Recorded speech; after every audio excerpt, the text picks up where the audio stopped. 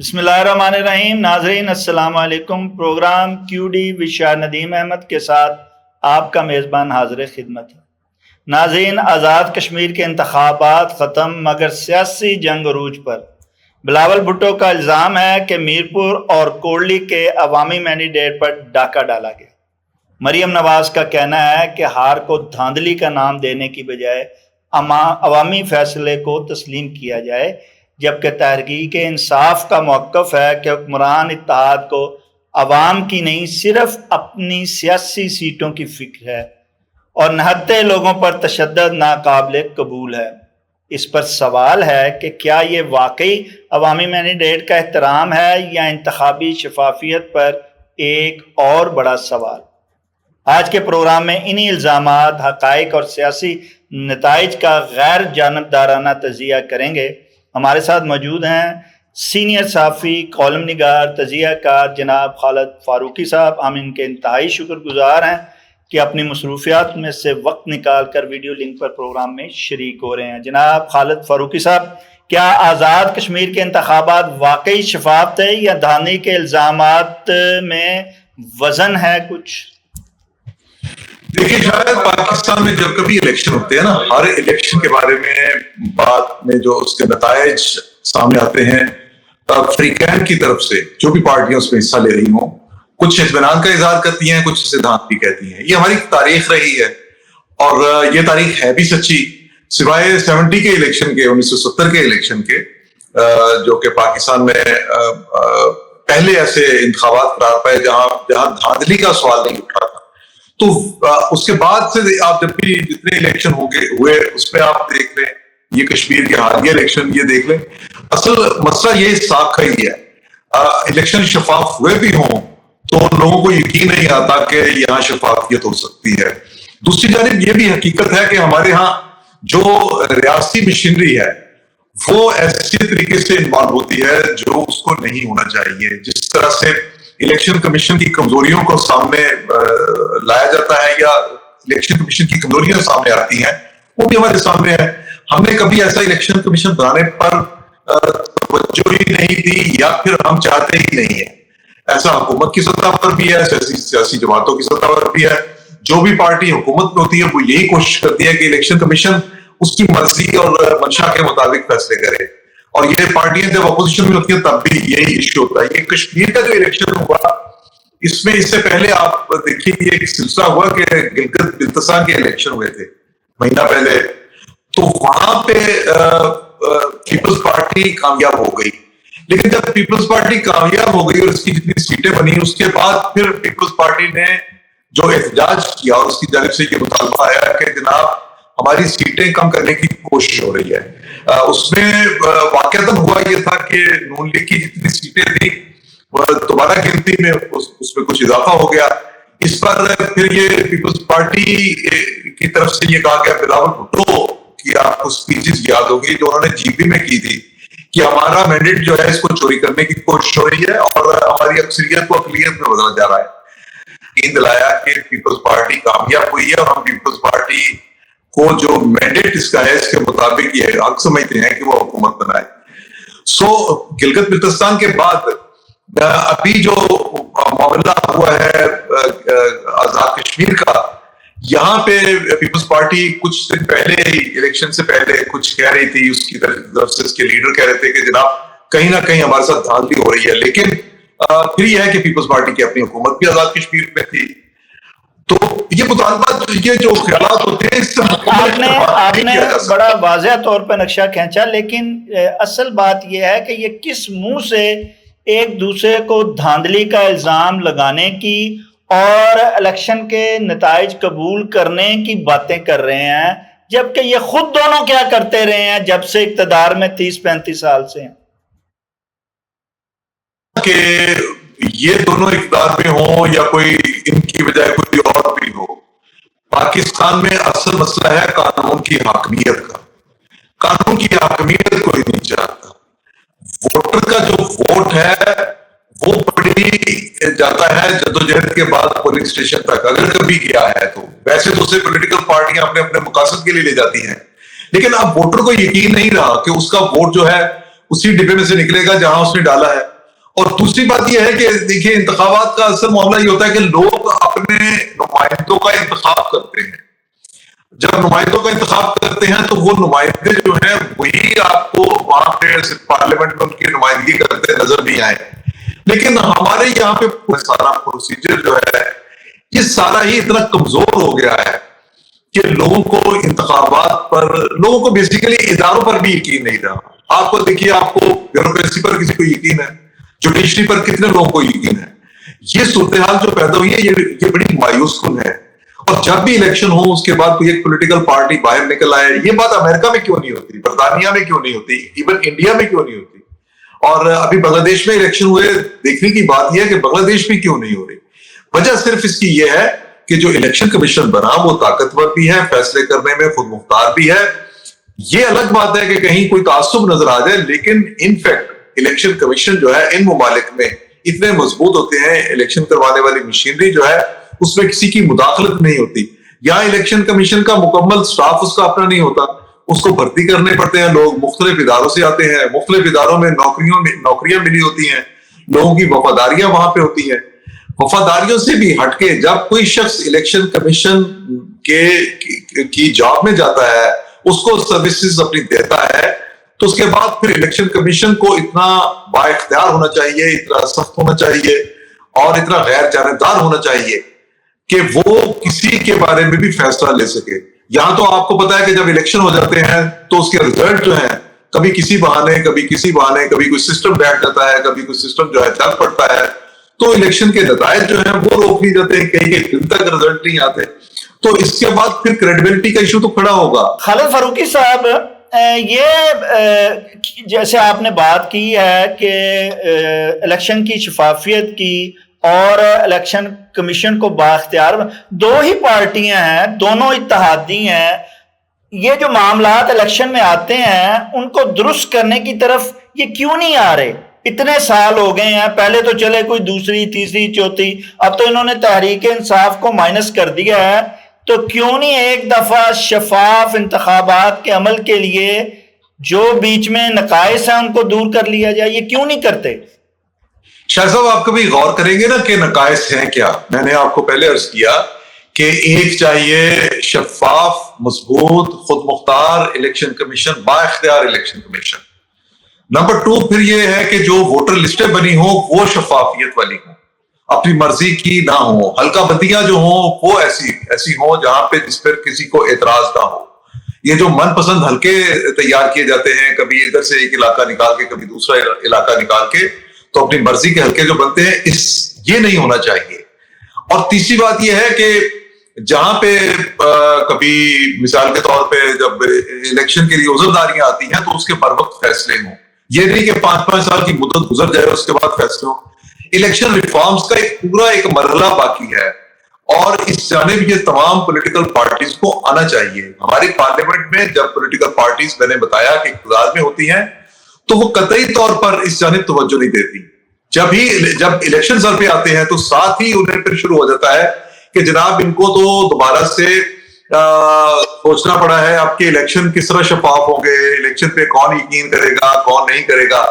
اور ہر پارٹی جو ہے بیسیکلی آپ اگر غور کریں گے تو وہ اسٹیبلشمنٹ کی جانب دیکھ رہی ہوتی ہے. یہ جو پولیٹیکل پارٹیوں کے اندر کمزوری ہے اور پھر الیکشن کے نتائج کو نہ ماننا ایک بہت بڑی خامی ہے. ہمارے یہاں پہ یہ سمجھا جاتا ہے جیسے ابھی کشمیر کے الیکشن میں ہوا، جی ڈی کے الیکشن میں ہوا، پاکستان میں جو الیکشن پچھلے عام انتخابات ہوئے تھے ان میں بھی یہی ہوا تھا. ایک ہسٹری ہے جس کو مسلسل ہم پڑھ رہے ہیں، دہرائی جا رہی ہے اور اس سے سبق کوئی نہیں حاصل کر رہا. اور جب تک الیکشن ریفارمز پہ کام نہیں ہوگا تب تک آپ اسی طرح کی غیر یقینی جو ہے سیاسی پارٹیاں تو کریں گی ہی نہیں. رہ گئے فیصلہ ساز، تو فیصلہ ساز یہ ضرور کر سکتے ہیں، وہ استطاعت بھی رکھتے ہیں، طاقت بھی رکھتے ہیں، لیکن وہ بھی نہیں کرنا چاہتے کیونکہ وہ ان کو اپنی تابعدار رکھنا چاہتے ہیں. تو یہ معاملہ سدھرے گا کیسے؟ یہ خیر جو معاملات اب تک ہیں یہ تو تسلی بخش نہیں ہے، پر پھر بھی میرا ذاتی طور پر ایک پولیٹیکل سسٹم جو ہے اس پر یقین ہمیشہ رہا ہے.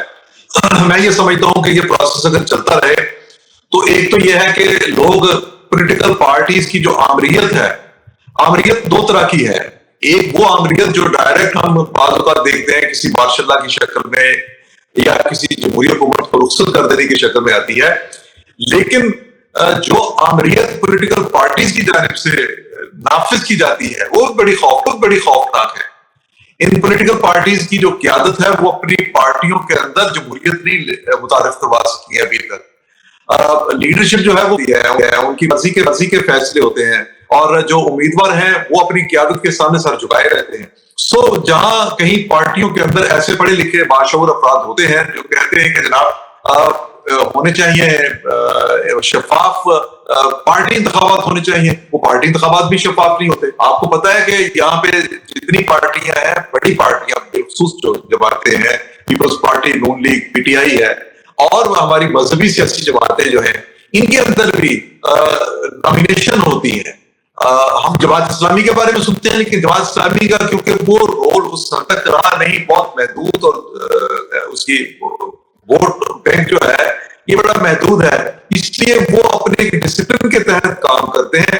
وہاں بھی جمہوریت نہیں، ڈسپلن زیادہ کام کرتا ہے، جس کو جمہوریت کہا جاتا ہے. بیسیکلی وہ ڈسپلن ہے. تو بڑی پولیٹیکل پارٹیز تو اپنے جو انتخابات ہیں، اپنے انتخابات جو ہیں وہ ایسے طریقے سے نہیں کروا سکتی جہاں پہ وہ لوگ جو کہ حقدار ہوں وہ اعلیٰ عہدوں پر پہنچے. اور پھر آپ دیکھیں گے نچلے درجے سے کتنے لوگ ہیں جو پولیٹیکل پارٹیز میں اوپر آتے ہیں.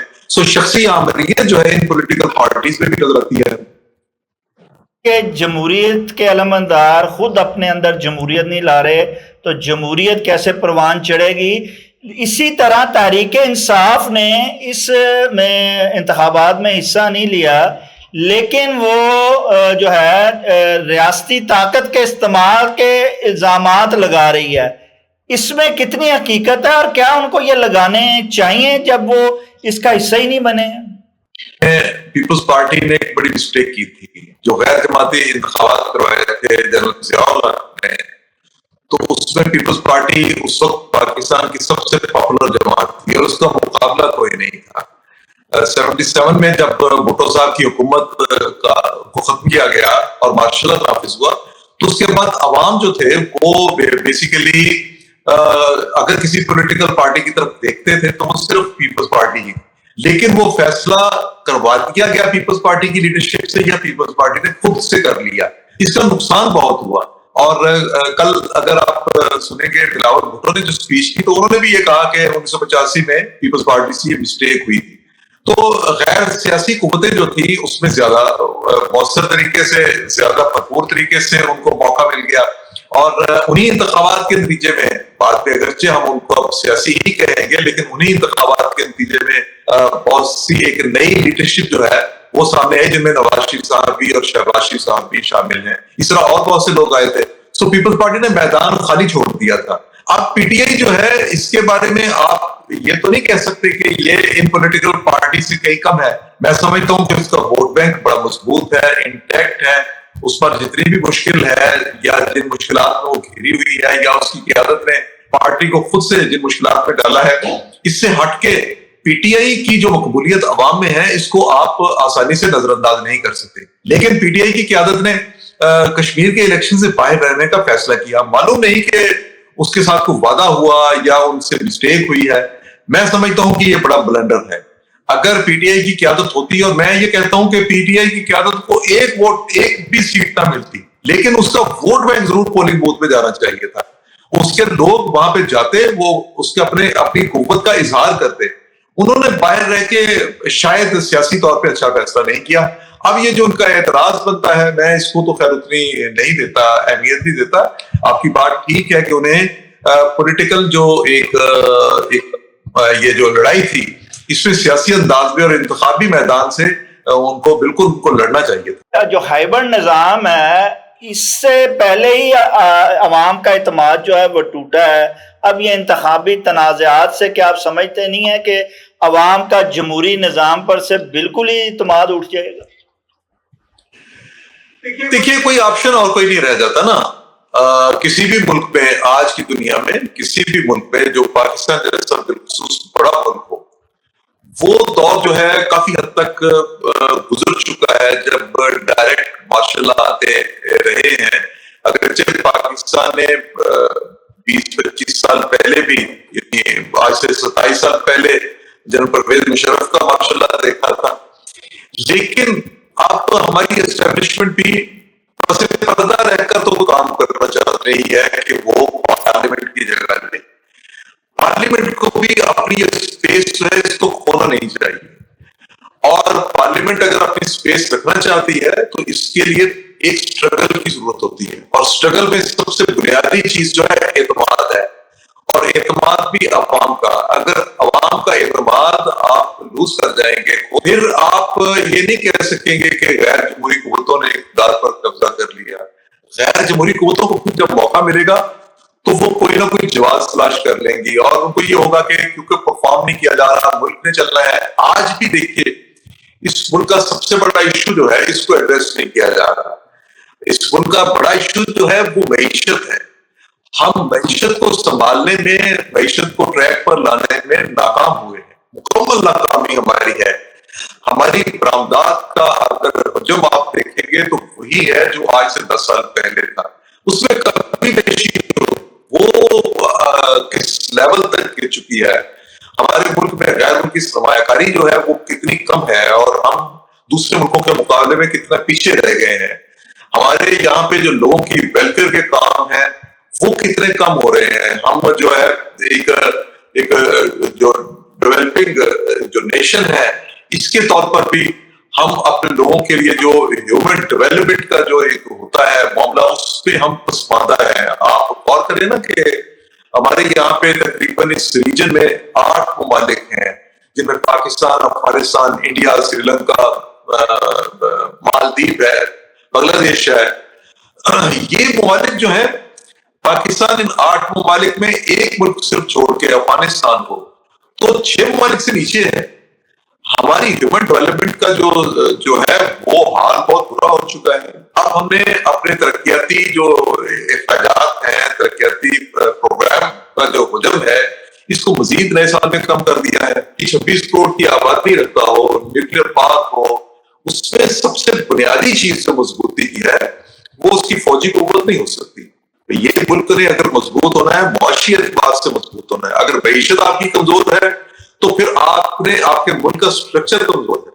تو یہ ہم دیکھ لیں کہ ہم انٹرنیشنل جو ایک اعداد و شمار ہوتے ہیں اس میں کوئی ایک ایجنسی آتی ہے وہ کہتی ہے کہ جناب پاکستان کے جو معاشی اشاریے ہیں وہ پہلے سے بہتر ہو گئے. ہم اس پہ پورا سال خوش رہتے ہیں کہ فلاں ایجنسی نے ہمیں سرٹیفکیٹ دے دیا. لیکن آپ غور کریں کہ ہم کتنے غیر ملکی قرضے حاصل کر رہے ہیں، ہم کہاں پہ کھڑے ہیں. ہماری امپورٹ بل اور ایکسپورٹ جو ہے اس پہ کتنا ڈیفنس آ گیا ہے، اور ہمارے یہاں بے روزگاری کی شرح کیا ہے. ہمارے یہاں غربت کی لکیر سے نیچے جانے والے افراد کی تعداد کتنی زیادہ ہو گئی ہے. ہمارے 50% سے زیادہ ہے بھائی جو لوگ غربت کی سطح سے نیچے زندگی گزار رہے ہیں.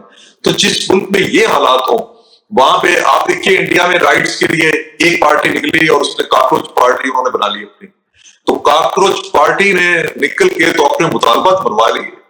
پاکستان میں تو ابھی یہ پولیٹیکل پارٹی شکر کرے خدا کا، اور ہماری اسٹیبلشمنٹ بھی شکر کرے کہ ابھی لوگ اپنے رائٹس کے لیے سڑکوں پر اس طرح نہیں آ رہے. اگر لوگ سڑکوں پر آ گئے تو آپ دیکھیے کہ کیا یہ پولیٹیکل پارٹیاں یا کوئی اور قوت لوگ اس کی نہیں مانیں گے. یہ کشمیر میں جو کچھ ہو رہا ہے یہ کلدم تنظیم کے ہم نے اس پہ ذمہ داری ہم یہ سمجھتے ہیں کہ اس نے کئی ایسے کام کیے ہیں جو پاکستان کے مفاد اور آزاد کشمیر کے مفاد میں نہیں ہیں، اور ان کی لیڈرشپ میں بہت سے لوگ ایسے ہیں جو بالکل پاکستان کی اور آزاد کشمیر کی مطلب پاکستانی کو ہونا چاہیے. لیکن جو رائٹس کی بات ہے آپ کہاں کس رائٹ سے انکار کریں گے ان کے؟ کوئی ایسی بات جو لوگ وہ کہتے ہیں کہ اشرافیہ کی برات کم کی جائے تو کیا وہ غلط کہتے ہیں؟ ہمارے یہاں پہ اشرافیہ مالک بنی بیٹھی ہے ملک کی. 2% لوگ جو ہیں وہ آپ کو معلوم ہوتا ہے کہ وہ اس ملک کے وسائل پر قابض ہیں. یہ آپ کو یاد ہونا چاہیے کہ جو ایم کیو کی لہر تھی کراچی میں تو وہ 2% کے خلاف تھی. عوام وہاں پہ کراچی جیسے بڑے شہر میں جو سب سے زیادہ مشہور شہر بھی ہے تو وہاں لوگ نکلے تھے عمرا کے خلاف، اس طاقتور طبقے کے خلاف نکلے تھے. تو انہوں نے انقلاب لے آئے تھے وہاں پہ. انہوں نے ایک ایسی پارٹی اسی بات کا جواب جو ہے الحق صاحب نے دیا ہے کہ یہ انڈیا ہو یا دیگر ممالک ہو وہاں عوام کو باہر نکلنے کا، چاہے کاکروچ کے نام پہ نکلیں یا کسی کے نام پہ نکلیں، وہاں نکل سکتے ہیں. یہاں وہ کہتے ہیں کہ ہمارے پاس بڑا زبردست فارمولا ہے, ہم کاکروچ کو نکلنے ہی نہیں دیتے کہ وہ آ کے کچھ ایسا کام کریں. یہاں نہ کاکروچ ہیں نہ ان کو, یعنی یہاں جو وہ بتا رہے ہیں کہ ہمارے پاس فارمولا, اس کے ساتھ یہاں انقلاب نہ آ سکتا ہے, نہ ہی عوام کو اپنے حق کے لیے سڑکوں پہ نکلنے دیا جا سکتا ہے, جیسا کہ آزاد کشمیر میں اور پنجاب میں بھی کیا گیا اور کیا جا رہا ہے. نہیں, ایجاد الحق صاحب کی بات کو ایسی حرف آخر نہیں ہے. لوگ جو ہے ان کو نہیں پتا کہ ان کے والد محترم کی جب حکومت تھی تو لوگ وہ سڑکوں پر نکلتے تھے. اصل میں تو اس وقت لوگوں کی جو ایک ذہنی کیفیت جو تھی اس سے کھیلا گیا اور لوگوں کو اس بات پہ مجبور کیا گیا کہ وہ گھروں کے اندر بند رہے. اب ہو سکتا ہے وہ تجربہ زیادہ اور والا کامیاب نہ رہے اور ہم یہ قوم بھی اس سے آگے نکل آئی ہے. آج اگر یہ ملک میں پارلیمنٹ ہے, سو کالڈ صحیح, جمہوریت ہے جیسی تیسی بھی صحیح, تو اس کی وجہ یہ ہے نا کہ ہم زیادہ دور سے آگے نکل آئے ہیں اور یہاں پہ لوگ جو ہے وہ اپنے ووٹ کے لیے یا حق کے لیے موجود تو ہیں. اس کی مثال ایک دور میں پیپلز پارٹی کو محروم کیا گیا, وہ لوگ بھی دوبارہ آئے, نون لیگ کو محروم کیا گیا وہ بھی آئے, پی ٹی آئی کو محروم کیا گیا وہ بھی آئے. میں نے بتایا کہ لوگ بہرحال لوگ جو ہیں وہ کسی وقت بھی لاوا اس کی نشاندہی مولانا فضل الرحمان نے خالد فاروقی صاحب کر دی ہے. وہ کہتے ہیں کہ حقوق مانگنے والوں کو کب تک غیر ملکی ایجنٹ قرار دیا جاتا رہے گا, اب لوگ اس سے آگے نکل چکے ہیں. یہ بالکل صحیح کہتے ہیں وہ. میں نے تو یہی عرض کیا کہ لوگ جو ہیں وہ جب باہر نکلتے نا, آپ ذرا ایک بات پہ بالکل سوچ اپنی رکھیے گا کہ لوگ جب نکلتے ہیں پھر کنٹرول سے باہر ہو جاتے ہیں اور اس کے لیے کوئی بہت بڑی پھر ریزن نہیں بنا کرتی. اس کے لیے بہت انٹلیکچوئل کو پولیٹیکل لیڈرشپ بھی چاہیے ہوتی. اچھی بات تو یہ ہوتی ہے کہ پولیٹیکل انٹلیکچوئل کلاس جو ہے یہ حالات کو کنٹرول میں رکھے, لیکن اگر وہ عوامی مفاد کے منفی جاتے ہوئے اور عوامی مفاد سے ہٹ کے اس کے برعکس اگر وہ عوام کو کنٹرول میں رکھنے کی کوشش کریں تو پھر وہ ان کی آمرانہ ایک سوچ ہی ہے, وہ عوام دشمن سوچ ہی کہلائے گی. سو یہ میں سمجھتا ہوں کہ جس طرح نئے دور کے اسٹوڈنٹس, نئے ہمارے سامنے بچے بچیاں آئے ہیں, یہ ذہنی طور پر ہم سے آگے ہیں, ان کا ایکسپوجر زیادہ ہے, ان کے انٹرنیشنل جو کمیونٹیز ہیں ان سے رابطے زیادہ ہیں, ان کے پاس وہ وسائل زیادہ ہیں جس میں یہ باہر کے معاملات کو, باہر کی دنیا کے معاملات کو سن سکتے ہیں, باہر کی دنیا تک اپنی بات پہنچا سکتے ہیں.